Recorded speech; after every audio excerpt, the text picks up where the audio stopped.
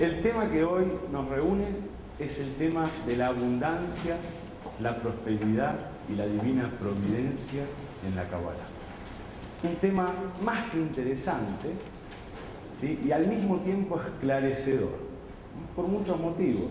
Cuando uno dice la palabra abundancia, ¿quién no tiene alguna expresión de alegría? Porque cada uno tiene una determinada imaginación con respecto a la abundancia.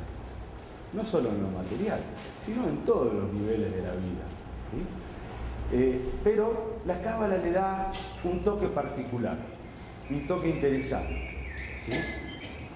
Para entender el simbolismo de lo que es la abundancia en la Cábala, hay que entender un símbolo previamente, que es el árbol de la vida. Ustedes ya conocen el diagrama del árbol y saben que el árbol de la vida está compuesto por 10 esferas interconectadas entre sí y que estas 10 esferas interconectadas representan de alguna forma un modelo divino de la existencia, tanto a nivel macrocósmico como a nivel humano y particular. Sobre todo, teniendo en cuenta que cada una de estas esferas representa, como si dijéramos, la metáfora del cuerpo humano. ¿Sí? Las 3 esferas superiores son la cabeza, es decir, la mente, el pensamiento y todo lo que tiene que ver con las facultades de la mente, ¿sí? Que son muchas, la imaginación, la memoria, el intelecto, etc. Luego, las 3 esferas que están debajo, la segunda tríada, son las emociones profundas. La tercera tríada son las emociones externas, la conducta, y la última esfera es la realidad. Todo lo que nos sucede y nos acontece es la realidad, ¿no?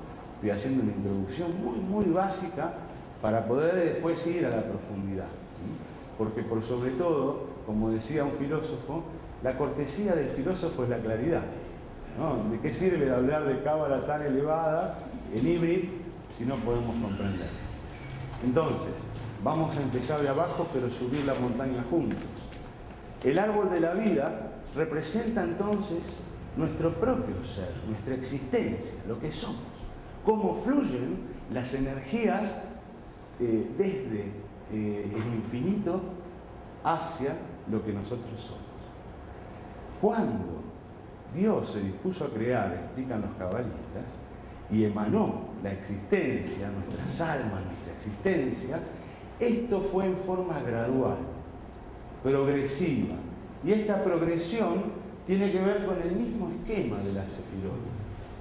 Así como nosotros, ¿sí?, podríamos decir que nacemos con la cabeza, ¿sí?, también la energía va formando todo hasta llegar a la manifestación final, que es la última esfera de Malkut. O sea que podríamos pensar en una metáfora que es la metáfora de la emanación, que la energía divina, la creación, es una emanación de existencia, de luz, una emanación de lo infinito que se viste dentro de lo finito que es el cuerpo.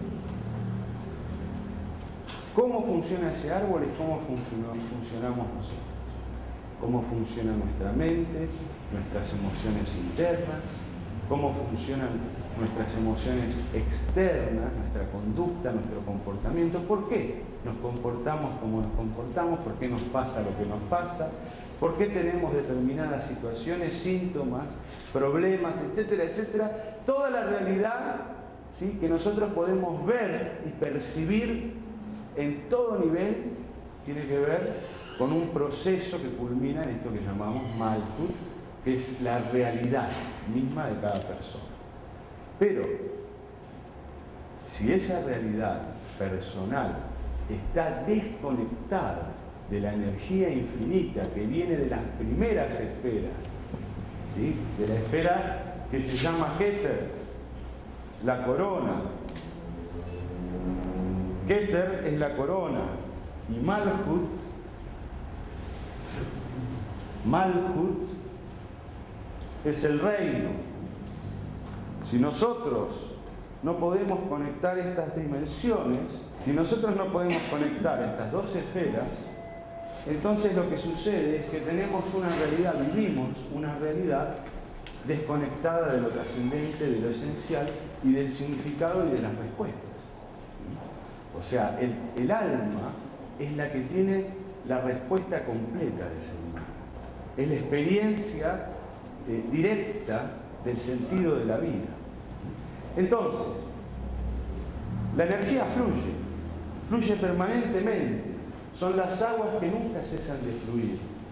Las aguas de la sabiduría y de la abundancia, dicen los cabalistas, siempre está fluyendo en nuestras vidas.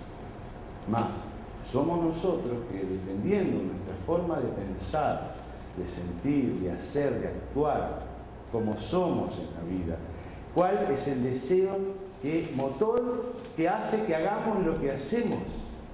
Depende de eso, ¿sí? Si está en desarmonía, que se generan bloqueos y lo que se llaman en la Kabbalah klipot, cáscaras, cortezas, son bloqueos. Son, por ejemplo, en el cuerpo cuando uno tiene un síntoma, como hablamos cuando tocamos medicina sagrada en la Kabbalah. Cada síntoma que uno tiene en el cuerpo, ¿sí?, es que allí hay una desconexión. Pero al mismo tiempo también hay la posibilidad de una reconexión aún mayor, ¿no? En cuanto a que cuando uno atraviesa un síntoma y luego aprende, llega a unificar. Y entonces, cuando supera ese bloqueo, la energía puede fluir normalmente. Y nosotros entonces podemos recibir el influjo de la abundancia divina, que es la esencia de la abundancia. Porque ¿qué es la abundancia? ¿Tener mucho? No. La abundancia es que, según los cabalistas, fíjense qué interesante, que esta energía esencial fluya en toda su plenitud en nuestro ser. Y que de alguna manera unifiquemos nuestra voluntad espiritual con nuestro intelecto, con nuestra emoción, con nuestra conducta y con nuestra acción. Entonces esto es un árbol de la vida.